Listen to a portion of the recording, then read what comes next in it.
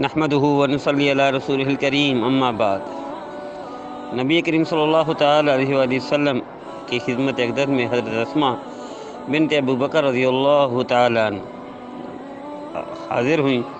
اس حالت میں تھیں کہ ان کے بدن پر باریک کپڑے تھے، تو نبی کریم صلی اللہ تعالی علیہ وسلم نے ان کی طرف سے منہ پھیر لیا اور ارشاد فرمایا، اے اسماء، جب عورت جوان ہو جائے تو ہرگز درست نہیں کہ ان کے جسم کا کوئی عضو دیکھا جائے۔ اب اندازہ کریں، نبی منہ پھیر لے تو اس کا مطلب ہے برکت نے منہ پھیر لیا، اس کا مطلب یہ ہے سکون نے منہ پھیر لیا، اس کا مطلب یہ عزت نے منہ پھیر لیا، اس کا مطلب یہ اللہ نے منہ پھیر لیا۔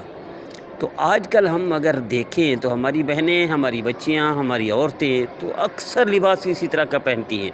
اگر میرے نبی منہ پھیر لیتے ہیں تو اللہ نے منہ پھیر لیا، تو ایسے گھرانے پر، ایسی فیملی پر، ایسی ہماری بہنوں پر کہاں اللہ کی رحمت آئے گی، کہاں سکون آئے گا، کہاں ان کی دعائیں سنی جائیں گی، کہاں ان کی عبادت قبول ہو جائے گی۔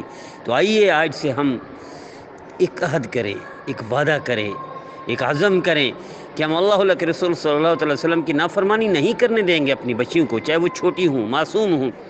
نہ ہم نہ بڑی بچیوں کو، نہ چھوٹی بچیوں کو، نہ ہم بہنوں کو، نہ بیٹیوں کو، تاکہ اللہ کی رحمت رہے، اللہ کی غضب نہ ہو، اور نبی کریم صلی اللہ علیہ وسلم کی فرمانبرداری ہو، نافرمانی نہ ہو، اور رحمان کی طرف ہم جائیں، شیطان سے بچیں۔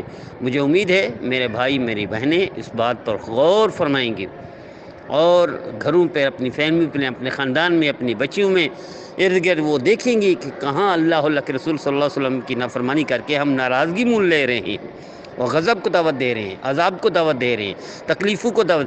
اللہ کے رسول صلی اللہ علیہ وسلم کی نافرمانی سستی نہیں ہے، مہنگی قیمت ادا کرنی پڑتی ہے اس گھرانے کو۔ پھر کہتے ہیں بے برکتی ہے، کاروبار نہیں چلتا، دکان نہیں چلتی، کوئی دعا قبول نہیں ہوتی۔ کیسے قبول ہوگی جب میرا نبی منہ پھیر لے؟ تو اللہ نے منہ پھیر لیا تو دعا کیسے قبول ہوگی؟ سکون کیسے ملے گا؟ رزق کیسے پورا ہوگا؟ دکان کاروبار کیسے چلے گا؟ مجھے امید ہے میرے بھائی، میرے بہن اس بات پر توجہ فرمائیں گے، اور دوسروں کو بھی توجہ دلائیں گے، خود بھی سنیں گے اس پیغام کو، دوسروں کو بھی سنائیں گے۔